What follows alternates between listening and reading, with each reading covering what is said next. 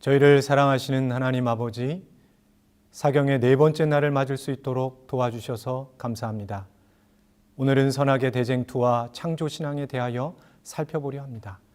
말씀을 사모하여 모인 저희 모두에게 말씀을 깨닫는 지혜와 결심하는 믿음을 허락하여 주시고 성령의 도우심이 각 처소에 함께하여 주시길 예수님의 이름으로 기도드립니다.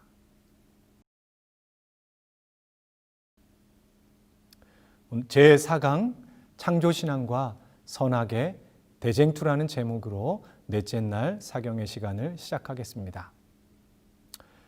하늘에 전쟁이 있으니 미갈과 그의 사자들이 용과 더불어 싸울세. 용과 그의 사자들도 싸우나 이기지 못하여 다시 하늘에서 그들이 있을 곳을 얻지 못한지라. 큰 용이 내어 쫓기니 옛뱀 곧 마귀라고도 하고 사단이라고도 하며 온 천하를 꿰는 자라.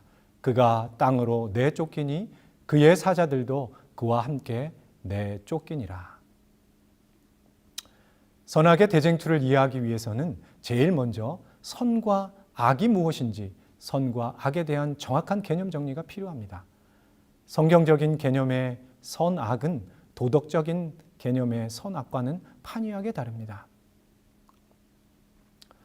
먼저 성경적 개념의 선을 살펴보겠습니다. 성경에서의 선은 오직 절대자이신 하나님의 선을 가리킵니다. 선은 하나님께만 속한 속성으로 의의 본성을 지니신 하나님의 품성과 형상 그리고 영광입니다. 결국 성경적 개념의 선을 알기 위해서 우리는 하나님의 선한 품성을 연구해야 합니다. 한 분 곧 하나님 외에는 선한 이가 없느니라고 말씀하셨는데 우리는 하나님을 직접 뵐 수 없기 때문에 다음에 4가지를 통해서 알아보아야 합니다. 첫째로 천연계 속에 나타난 하나님의 선입니다. 만물은 하나님에 대하여 우리에게 말한다. 천연계와 성경은 둘 다 하나님의 사랑을 우리에게 보여준다. 땅을 옷 입힌 아름다움은 하나님의 사랑의 증거이다.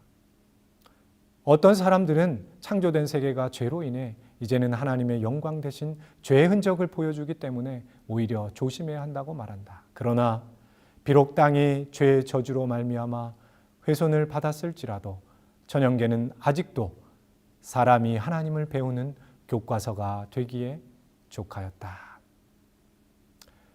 오늘날에도 모든 피조물은 그분의 탁월하심의 영광을 선포한다. 창조세계는 여전히 그분의 영광과 선하신 사랑의 성품을 나타내고 있음을 선지자의 여러 글에서 확인할 수 있습니다. 우리가 창조주의 성품을 배우기 위해서는 창조세계를 가까이 해야 하는 것은 당연합니다.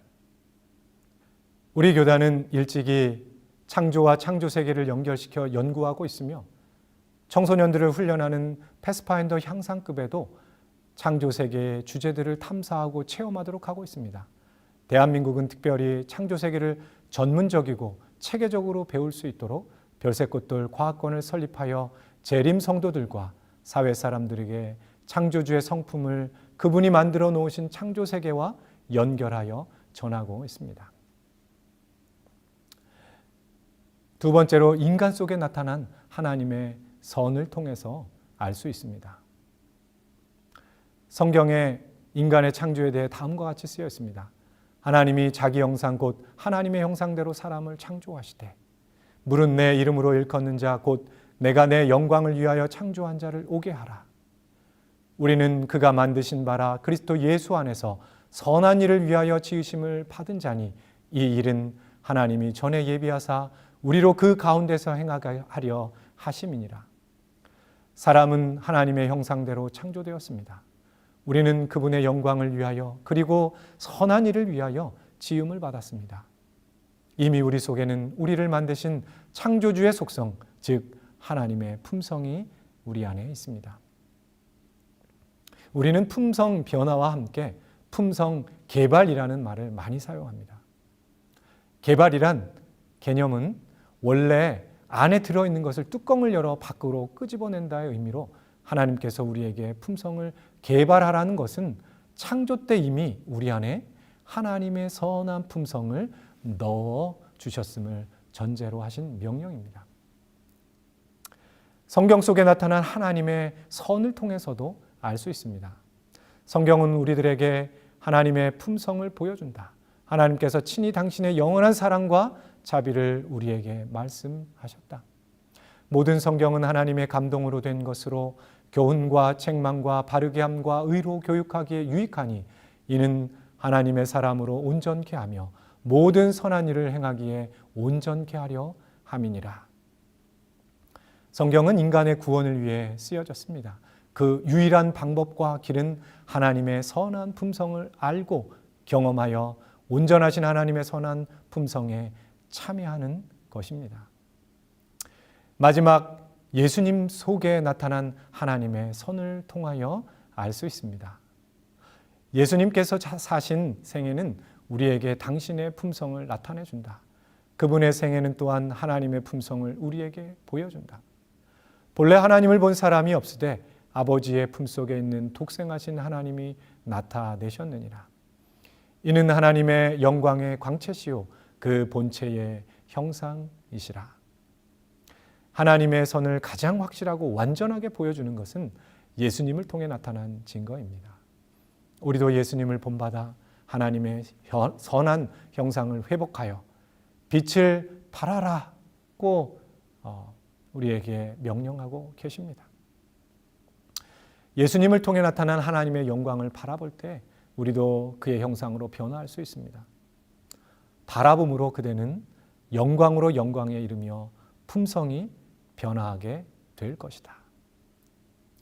예수님은 이 땅에 오셔서 상대방의 행동과 관계없이 베풀어지는 하나님의 절대적인 선을 비유를 통하여 말씀하신 적이 있습니다.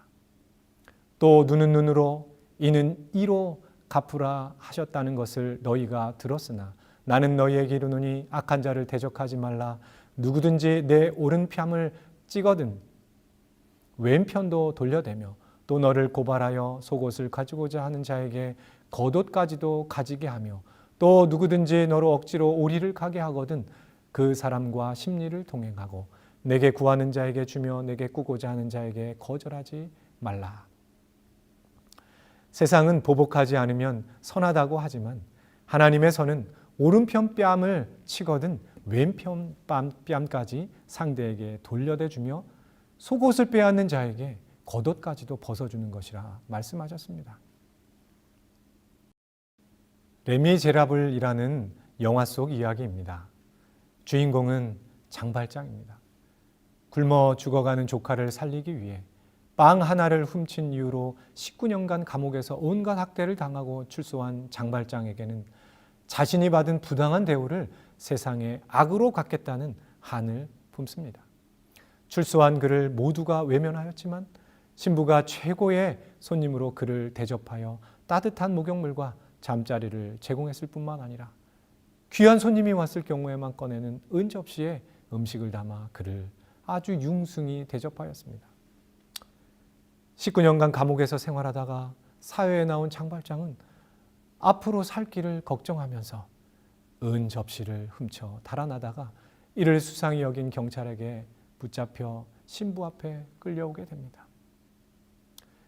은혜를 원수로 갚은 그를 신부는 하나님의 눈과 마음과 성품으로 그를 대하며 은초대까지 주었는데 왜 가져가지 않았느냐 면서 은초대를 그의 차로에 넣어주었습니다.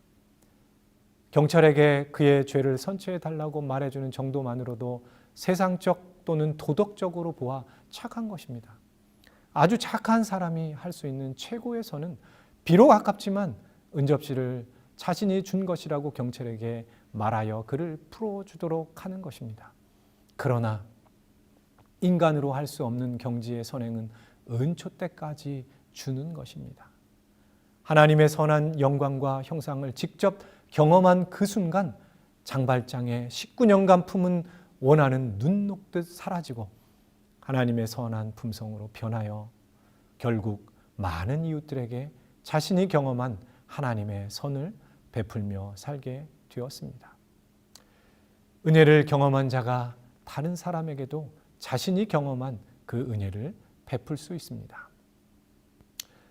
성경적 개념의 악에 대하여 알아보겠습니다. 세상적인 개념의 악은 남에게 어떤 손해를 가하는 행위입니다. 그렇지만 성경적 개념에서의 악은 선하지 않음, 곧 하나님의 선을 나타내지 않음을 의미합니다. 성경에서는 하나님의 뜻, 곧 선을 베풀어야 하는 상황 속에서 선을 행하지 않으면 악이라고 말하는 겁니다. 악의 원조와 그 해결, 그리고 새 천사의 기별과 남은 자손의 사명에 대해 살펴보겠습니다. 대쟁투는 루스벨, 곧 사탄에 의해서 창세전 하늘에서 시작되었습니다. 이것이 선과 악의 대쟁투의 시작입니다.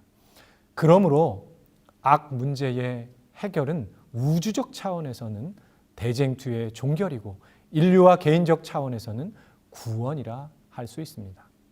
선악의 대쟁투의 종결은 지구 역사의 마지막 시대에 있을 것이며 이를 위해 하나님께서는 남은 자손들을 준비하셨고 그들에게 대쟁투를 승리로 이끌 세 천사의 기별을 위탁하셨습니다.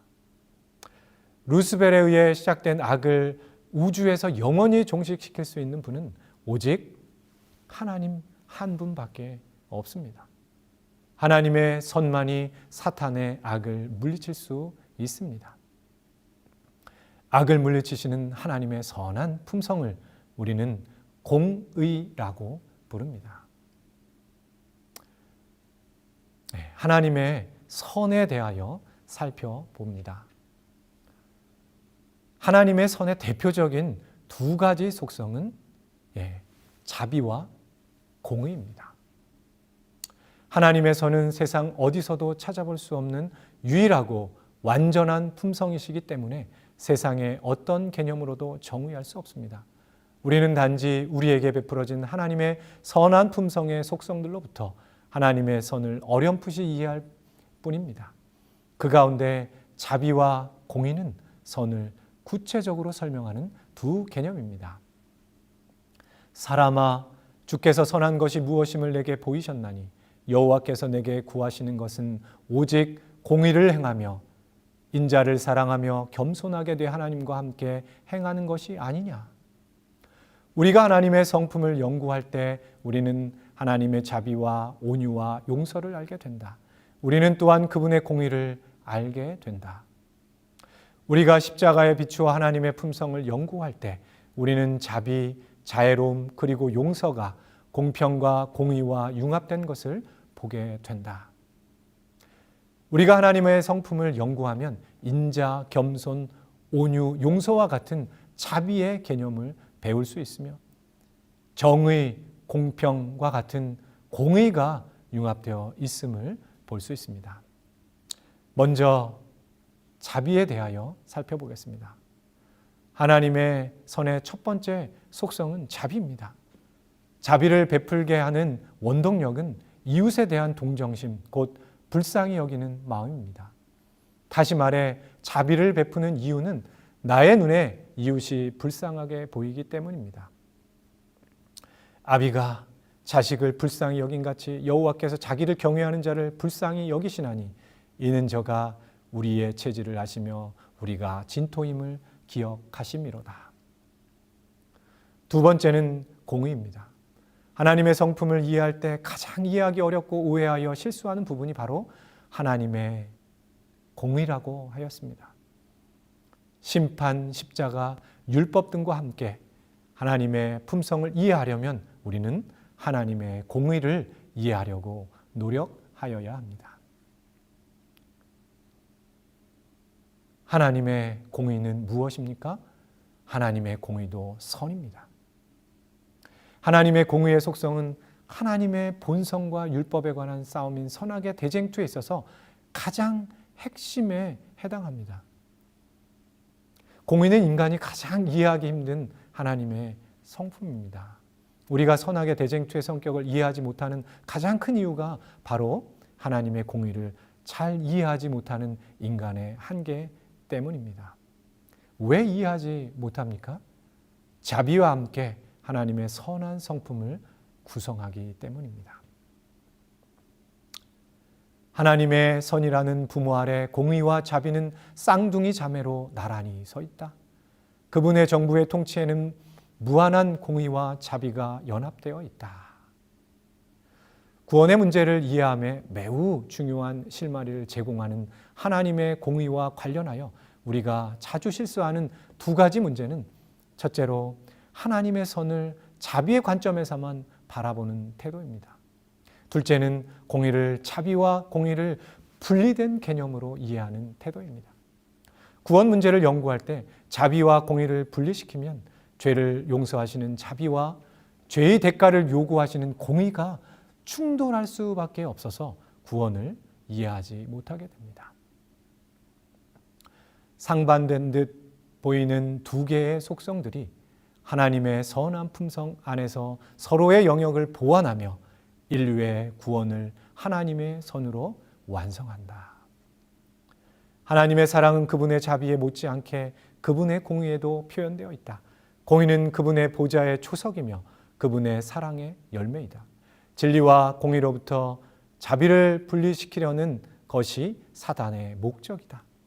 그리스도께서는 당신의 생애와 죽음을 통하여 하나님의 공의는 그분의 자비를 손상시키지 않을 뿐 아니라 죄는 용서받을 수 있고 하나님의 율법은 의로우며 온전히 순종할 수 있다는 사실을 입증하셨다. 그러면 사탄은 왜 또 어떻게 하나님의 공의를 공격하고 있습니까? 사탄은 하나님의 공의를 자비와 분리된 개념으로 이해하도록 사람들을 속이고 왜곡시켰습니다. 그 결과 하나님을 가혹한 하나님으로 이해하도록 유도하고 있습니다. 하나님은 공의와 지대한 위엄의 하나님이신 까닭에 사탄은 그들로 하나님을 가혹하고 용서하지 않는 분으로 생각하게 하였다. 공의를 보다 잘 이해해야 하는데 그것을 이해하기 위해서는 세 가지 통합된 관점에서 바라보아야 합니다. 하나님의 공의의 정확한 개념을 알기 위해서 성경과 예언의 신에 나타난 공의에 대한 다양한 관점에서 이해하고 통합된 관점에서 공의를 바라보아야 공의의 진정한 의미를 보다 잘 깨달을 수 있을 것입니다. 첫 번째로 선악의 제재의 관점입니다. 하나님의 공의는 악을 제재하십니다. 하나님은 공의로우신 성품을 가지고 계십니다. 심판하실 때 공의로운 그분의 속성으로 심판하실 것이기 때문에 그분을 신뢰하고 안심하면서 행복할 수 있습니다. 요즘 스포츠 경기에서 심판들의 오심이 많기 때문에 녹화된 화면으로 다시 판독하여 공정하게 판단하려고 합니다. 하물며 영원한 생명이 결정되는 심판이 베풀어지는데 그 원칙을 믿을 수 없다면 우리의 생애에 대하여 너무나 불안할 것입니다. 그러나 하나님의 심판과 판단은 항상 공의로우십니다. 하늘 성수에 거하시는 그분은 공의대로 심판하신다. 또한 공의는 악을 제재하는 칼이 된다.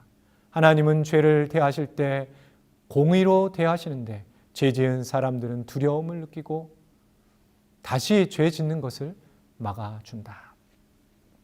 칼이나 공의의 법정은 범법자에게 공포감을 안겨주기 위하여 필요하다. 주께서는 다른 사람들이 같은 죄를 범하지 않도록 당신의 공의를 분명히 드러낼 필요가 있음을 아셨다. 하나님께서는 공의의 칼에 자비의 동정심을 담아 휘두르십니다. 그렇기 때문에 공의의 칼의 두려움은 우리로 죄에서 돌이켜 회개하게 하여 우리의 생명을 지켜줍니다. 이것이 바로 통합된 관점에서 공의를 바라보아야 하는 이유입니다. 두 번째로는 공평의 관점입니다. 하나님의 공의는 모두에게 공평하게 베풀어진다는 것입니다. 하나님의 처사는 공의롭고 공평하다. 공의는 차별과 편견 없이 베풀어지는 하나님의 선입니다. 세상적인 공의의 차별 없음이나 공평은 하나님의 공의의 차별 없음이나 공평과 큰 차이가 있습니다. 세상적 공의에서는 하나의 절대적 기준이 있다는 점에서의 차별 없음이고 하나님의 공의에서의 절대적 사랑으로 대신한다는 점에서의 차별 없음입니다. 즉 세상적 공평은 개개인의 사정을 고려하지 않고 똑같이 적용합니다. 예를 들어 입학시험의 합격 커트라인이나 달리기 경주에서 똑같은 출발선들이 그렇습니다. 그러나 하나님의 공의는 우리의 사정을 고려하십니다. 하나님의 선을 공평하게 베풀라고 우리에게 명령하십니다. 너희는 세상의 빛이라고 하시면서 빛을 집안 모든 사람에게 비추라고 하셨습니다. 집안 모든 사람이라는 말에는 공의가 담겨 있습니다. 착한 사람과 악한 사람, 내게 손해를 끼친 사람, 심지어 원수도 포함되어 있습니다. 마음에는 들지 않지만 그들에게도 하나님의 선한 빛을 비추어야 합니다. 이같이 한즉 하늘에 계신 너희 아버지의 아들이 되리니 이는 하나님이 그 해를 악인과 선인에게 비치게 하시며 비를 의로운 자와 불의한 자에게 내리우심이니라.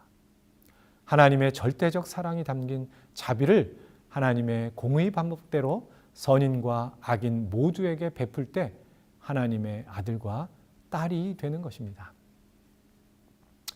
선한 포도원 주인의 비유에 나타난 하나님의 공의의 공평성을 살펴보겠습니다. 우리 사회의 정의 또는 공의는 노동의 삭을 일한 대로 일한 만큼 비례하여 지불해 주는 것입니다. 그러나 하나님의 공의, 공평은 개개인의 사정을 살피고 고려하십니다. 포도원 일꾼으로 자격이 되지 않은 제일 마지막으로 온 사람, 기술도 없고 선천적으로 게으르고 힘도 없어 아무도 일을 맡기지 않는 그 사람에게도 완전한 하루 품삯을 똑같이 주십니다. 비록 1시간밖에 일하지 않았으나 유전적, 환경적으로 남보다 적게 가지고 태어나 좋지 않은 환경에서 자라난 상황을 아시기에 그런 사정을 공감하고 동정하신 것입니다. 포도원 주인의 이런 이타적 관심과 책임지려는 컴패션의 동정심은 하나님의 선, 곧 사랑의 특징입니다. 여기서 공의와 유전 문제를 살펴보아야 할 것 같습니다. 유전 문제가 한 가문을 어떻게 꼴지어지는지 보도록 하겠습니다. 18세기에 살았던 두 가문, 맥스주크 가문과 조나단 에즈워드의 가문을 5대에 걸쳐 추적조사하였습니다. 조사할 당시 조나단 에즈워드의 후손은 873명이었습니다. 그 중에 대학 총장이 12명이 나왔고 대학 교수가 65명, 목사가 100명, 군대 장교 75명, 베스트셀러 작가 80명, 변호사 100명, 판사 30명, 고급 공무원 80명, 하원 의원이 3명, 상원 의원이 1명, 미국 부통령이 1명 배출되었다고 합니다. 반면 조나단 에드워즈의 친구였던 맥스 주크의 후손은 1263명이었는데 그 가운데 만 4세가 되기 전에 죽은 사람이 309명, 직업 거지 310명, 일하다가 한눈 팔아 불구가 된 사람 44명, 매춘부가 50명, 투옥된 도둑이 60명, 살인자가 70명, 그리고 실업자가 50명이었다고 합니다. 유전적 요인은 개인의 삶에 엄청난 영향을 끼치게 됩니다. 공의와 유전, 환경, 그리고 공평성의 관계를 살펴보겠습니다. 하나님께서는 우리의 모든 유전과 환경 요인들을 알고 계십니다. 그것으로 인해 부족한 우리의 행위에 대한 책임을 우리에게 돌리지 않으십니다. 그러므로 그 행한 대로 갚아준다는 의미는 이 모든 것을 고려하여 공평하고 공의롭게 심판하시겠다는 것이 이미 내포되어 있는 말씀입니다. 비록 우리가 보기에는 사회에서 격리시켜야 할 존재지만 그들이 물려받은 유전 요인들과 그들을 둘러싼 환경 요인들을 고려할 때 세상 사람들로부터 착하다고 칭송을 받은 우리들의 삶보다 하나님의 눈에는 하늘에 더 가까운 삶으로 판결하실 수도 있습니다.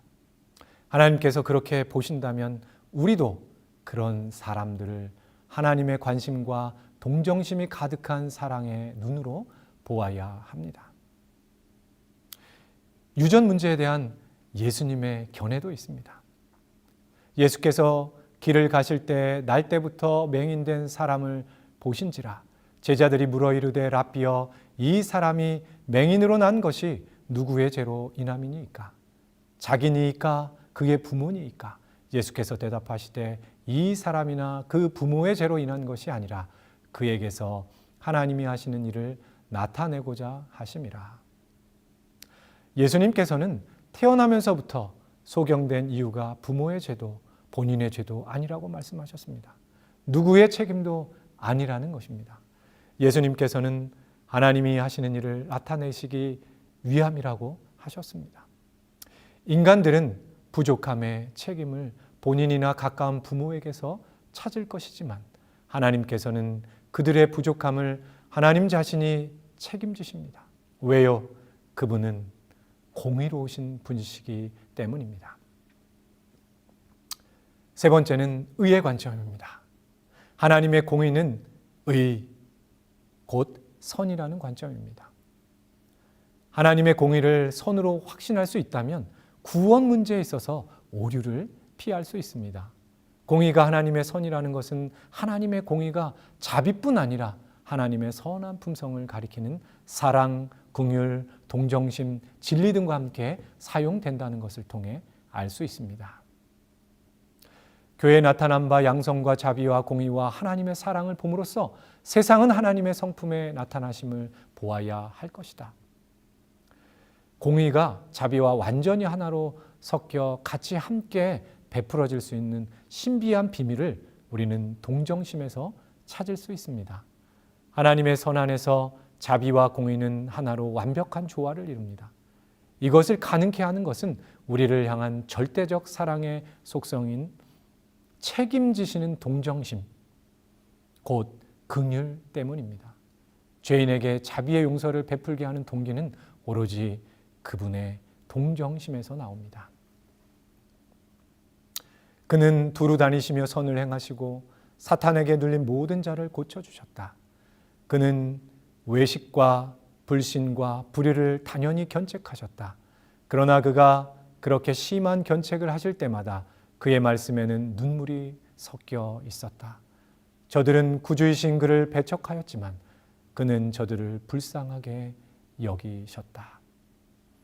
이것이 곧 하나님의 품성이다.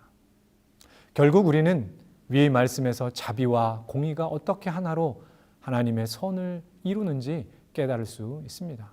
바로 강력한 절대적 사랑의 속성인 책임지시는 컴패션의 동정심입니다. 이런 동정심이 하나님의 선을 구성하는 두 가지 품성인 자비와 공의의 기초를 이루기 때문에 상반된 듯 보이는 두 가지 품성이 완벽한 조화를 이룰 수 있습니다. 그러므로 우리들 또한 공의를 행할 때에 예수님을 본받아 공의의 자비 곧 긍휼의 마음을 섞어서 긍휼과 공의의 결합된 감화를 끼쳐야 한다. 자비와 공의가 하나로 융합되어 베풀어진다는 의미가 무엇입니까? 자비와 공의는 동정심을 통해 사람들에게 베풀어집니다. 포도원 주인이 전문가가 아닌 이들에게 완전한 전문가의 품삯을 지불한 것은 분명 인간의 관점에서 보면 자비입니다. 그 주인은 자비를 베풀 때 동시에 각각의 사람들이 처한 유전, 환경을 충분히 고려하여 모두에게 같은 완전한 품삯을 주었습니다. 이것은 하나님의 공의입니다. 자비를 공의롭게 베푸신 것입니다.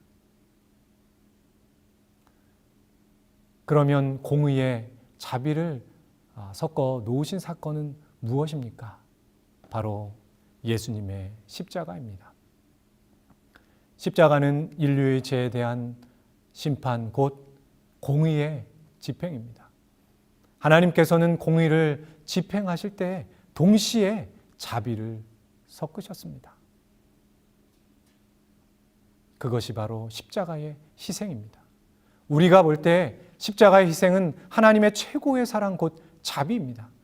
인간을 향해 베풀어지는 하나님의 선은 항상 자비와 공의가 융합되어 함께 하나의 형태로 베풀어지게 됩니다. 우리가 십자가의 빛 가운데서 하나님의 품성을 연구할 때 우리는 공평과 공의가 섞인 자비와 친절과 용서를 발견한다. 그리스도께서 사람의 범죄와 형벌을 받으신 바로 그 사실은 모든 창조된 지적 존재자들에게 율법은 불변이며 하나님은 의이고 자비로우시며 자기를 부인하시는 분이시라는 것과 그분의 정부의 통치에는 무한한 공의와 자비가 연합되어 있다는 데 강력한 논증이다. 이와 같이 인류의 구속의 계획에는 공의와 자비가 결합되어 있음을 나타낸다. 하나님의 공의의 이해는 하나님의 율법의 이해입니다. 위에서 하나님의 공의는 세 가지 관점, 곧 제재, 공평, 의 통합된 관점에서 보아야 한다고 설명하였습니다. 하나님의 율법은 하나님의 품성인 선의 사본입니다. 하나님의 공의는 자비와 함께 하나님의 선한 품성이 되기도 합니다. 그러므로 하나님의 율법은 성문화한 하나님의 공의라고 할 수 있습니다. 우리는 하늘에서 시작된 선악의 대쟁투를 또 이해해야 합니다. 대쟁투 총서에 기록된 대쟁투를 살펴보도록 하겠습니다. 핵심 문제는 무엇이었습니까? 선악의 대쟁투의 핵심 문제는 대쟁투 역사를 기록한 대쟁투 총서의 처음과 끝에 잘 나타나 있습니다. 대쟁투 총서의 첫 구절입니다. 하나님은 사랑이시라. 그분의 본성과 그분의 율법은 사랑이다. 이것은 과거에도 그러하였고 미래에도 영원히 그러할 것이다. 마지막 구절입니다. 대쟁투는 끝났다. 죄와 죄인은 없어졌다. 가장 작은 세계로부터 가장 큰 세계에 이르기까지 만물은 생물계와 무생물계를 막론하고 조금도 흠이 없는 아름다움과 완전한 기쁨으로 하나님은 사랑이시라고 선포한다. 우리는 위 두 구절을 통해 선악의 대쟁투의 핵심 문제가 하나님의 본성과 율법에 관한 싸움이며 구체적으로는 하나님은 사랑이신가에 대한 문제임을 알 수 있습니다. 그러므로 이 문제는 대쟁투의 각 시대마다 하나님의 남은 자손들에 의해 증명되어 하나님의 본성과 율법이 사랑임이 증거되어 왔습니다. 우주에서 시작된 루스벨이 품은 생각이 죄로 성장하는 단계들을 살펴보겠습니다. 교만한 마음을 품은 루스벨은 결국 하나님의 지위에 올라가고자 갈망하게 됩니다. 그런데 처음부터 하나님의 지위를 탐낸 것은 아니었습니다.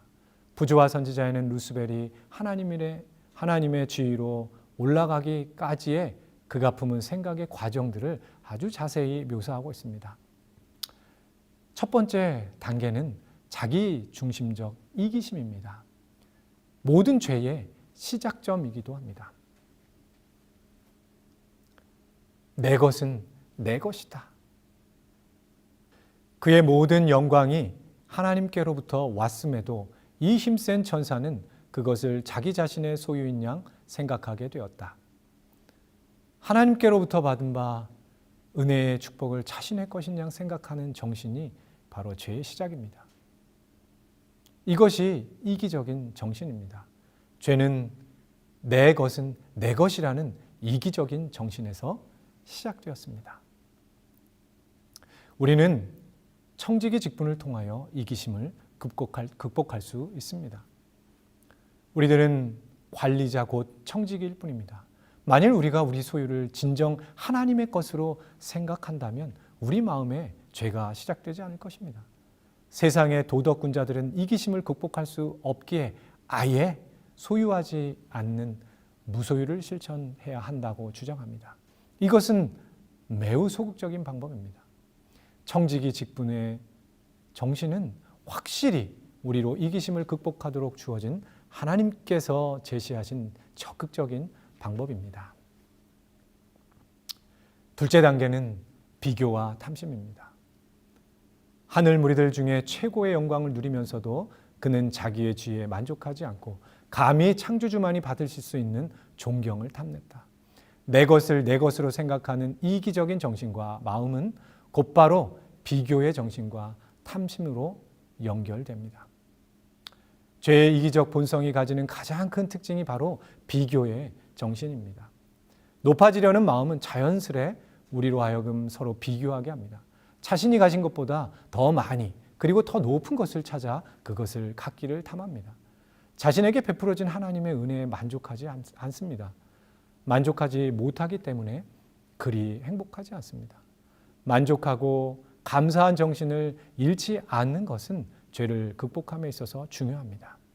일찍이 바울도 내가 궁핍함으로 말하는 것이 아니라 어떠한 형편에든지 내가 자족하기를 배웠느니 내가 비천에 처할 줄도 알고 풍부에 처할 줄도 알아.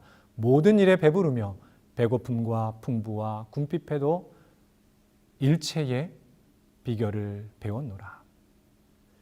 비교의 정신은 심지어 하나님께도 비교를 통해 감사하게 합니다. 남보다 더 많이 받아야 감사합니다.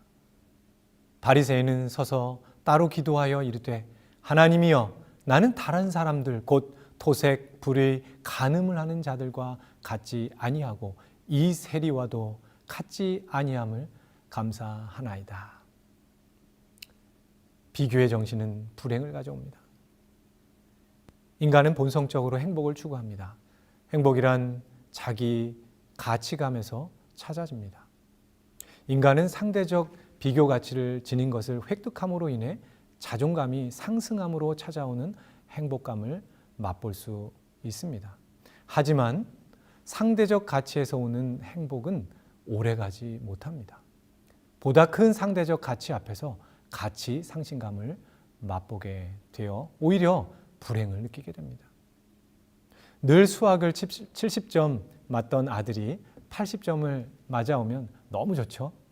그런데 옆집에 사는 아들 친구는 90점을 맞았다는 소식을 듣는 순간 오랜만에 외식하려던 마음이 바뀔 수 있습니다. 결국 비교의 정신은 우리들을 불행에 빠뜨립니다. 이런 것을 아시기 때문에 하나님께서는 우리로 서로 비교하지 말고 오직 절대자이신 하나님만을 바라보라고 하십니다. 우리를 우리의 가진 것과 행한 것에 따라 비교하지 않으시는 하나님께 감사하시길 바랍니다.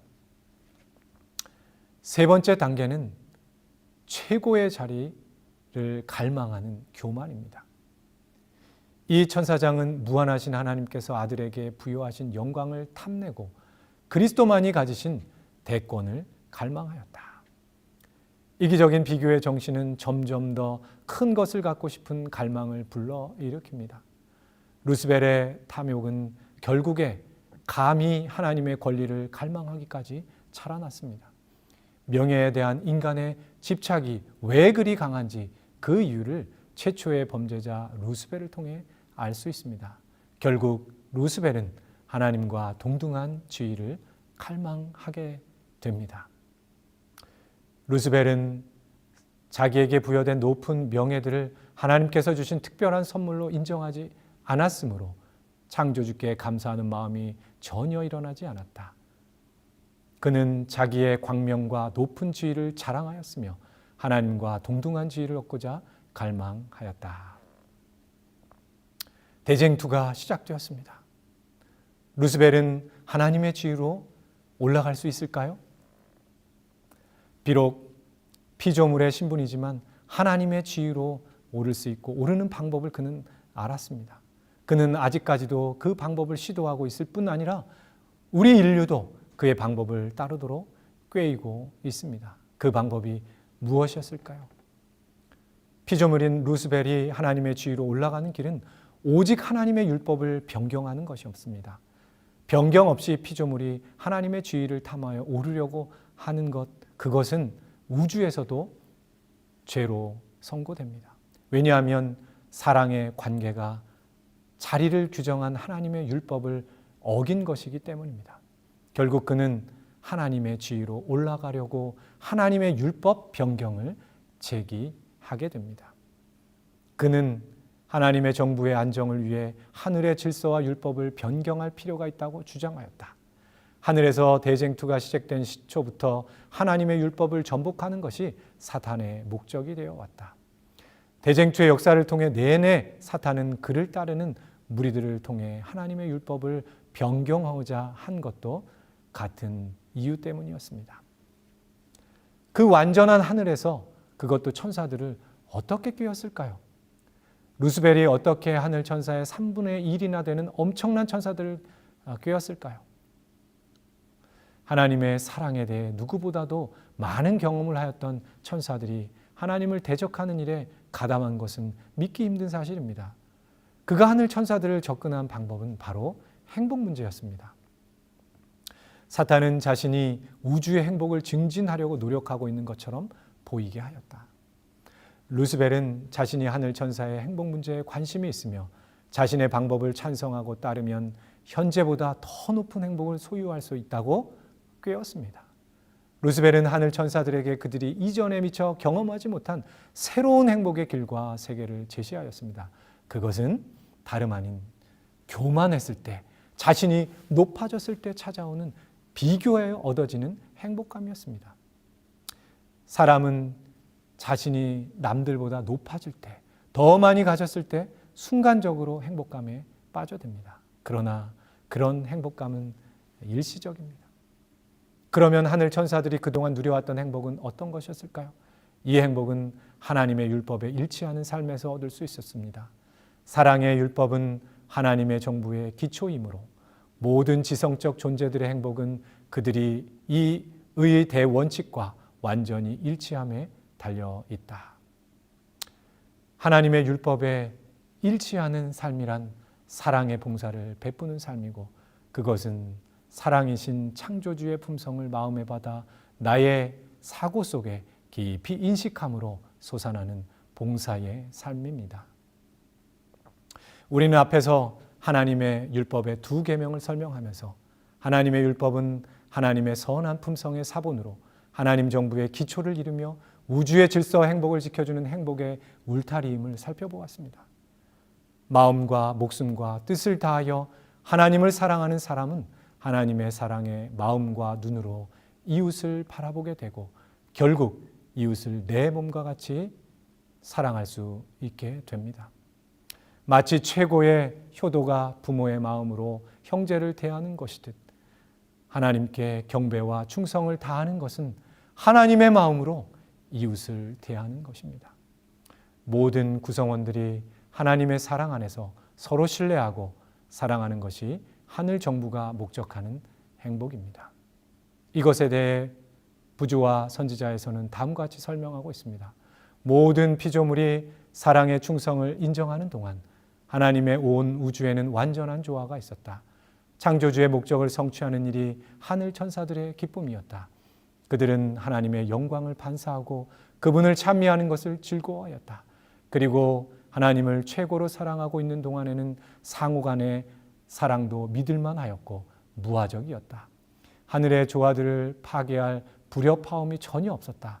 그러나 이 행복한 상태에 한 변화가 일어났다. 루스벨이 하나님의 율법 변경을 제기한 궁극적 이유가 있습니다.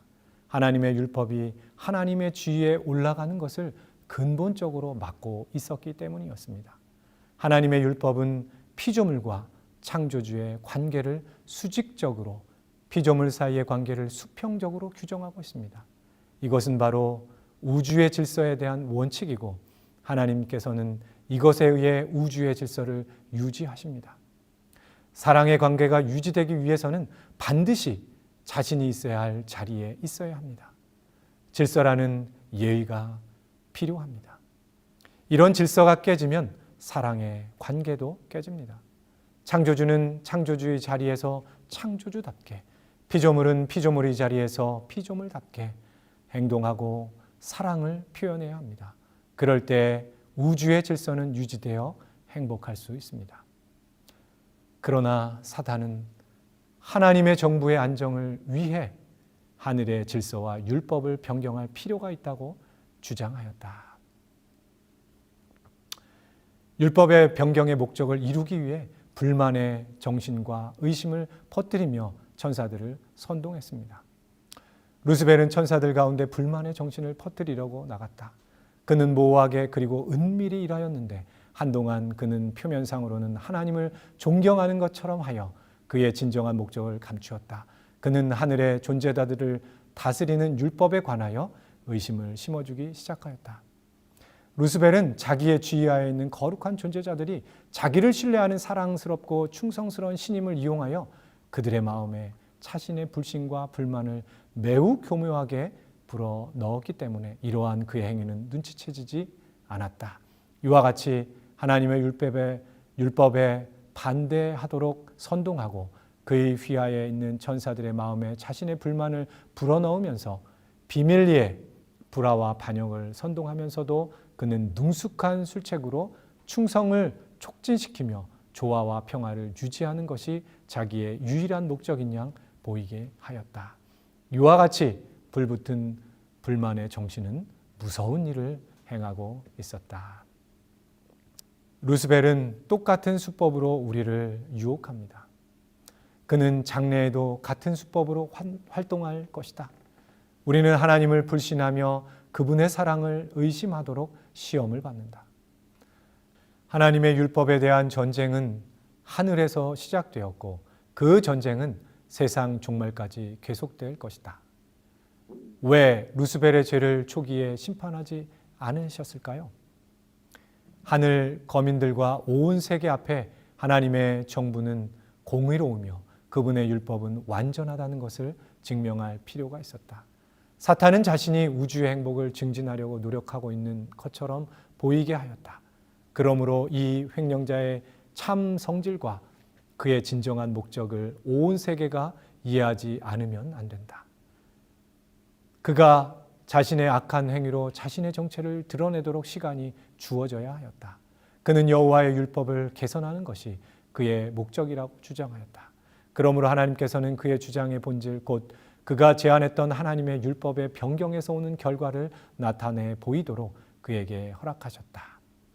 온 우주는 가면이 벗겨진 기만자의 정체를 보아야만 했다. 무궁한 세대를 통한 온 우주의 복지를 위하여 사탄이 그의 원칙들을 더욱 충분히 발전시켜서 하나님의 정부에 대한 그의 비난을 모든 피조물이 바른 시각에서 볼 수 있도록 그리고 하나님의 공의의 자비와 그리고 그분의 율법의 불변성에 대하여 영원히 조금도 의심할 여지가 남지 않도록 해야만 했다. 그것은 하나님께서 지으신 모든 피조물들의 행복이 그분의 정부의 존재와 밀접한 관계가 있다는 것을 증거할 것이다. 이와 같이 하여 이 무서운 반역의 경험의 역사는 모든 거룩한 존재자들에게 영원한 안전장치가 되어 저들이 범죄의 본질에 관하여 속임을 당하지 않도록 하며 범죄하거나 그 죄의 형벌을 당하지 않도록 지켜줄 것이다. 결국 루스벨에 의해 시작된 대쟁투의 쟁점은 두 가지로 요약됩니다. 이 쟁점은 우주에 거하는 모든 피조물들의 행복을 위해 분명히 증명될 필요가 있는 문제입니다. 이 두 가지 쟁점은 첫째로 하나님은 사랑이신가? 둘째로 하나님의 율법 또한 사랑인가입니다. 하나님의 본성과 율법이 모두 우주 거민들을 행복하게 할 수 있는 완전한 사랑이라는 것에 대한 증명의 문제는 하나님의 자비와 공의가 하나로 조화되고 융합되어 절대적 사랑을 이룬다는 것을 증명함으로 해결됩니다. 이것은 이미 십자가의 희생으로 증명되었습니다. 사실상 대쟁투의 종말은 십자가에서 선언되었습니다. 이제 남은 것은 남은 자손에 의해 하나님의 율법이 실제로 우주 거민들을 행복하게 해준다는 것이 증명되는 것뿐입니다. 하나님의 율법 변경에 대한 최고의 걸작품인 진화신앙에 맞서 창조신앙을 가진 남은 자손들에 의해서 증명될 것입니다. 우리는 다음 5장과 6장을 통해 남은 자손에 의해 마지막 대쟁투가 어떻게 최종 종결되는지를 알아볼 것입니다. 오늘 선악의 대쟁투에 대하여 살펴볼 수 있도록 도와주셔서 감사합니다. 이 악이 얼마나 교묘한지 하늘의 천사도 유혹을 받아 타락하였습니다. 우리는 얼마나 더 쉽고 자주 유혹을 받고 주님을 슬프게 하는 일이 많습니까?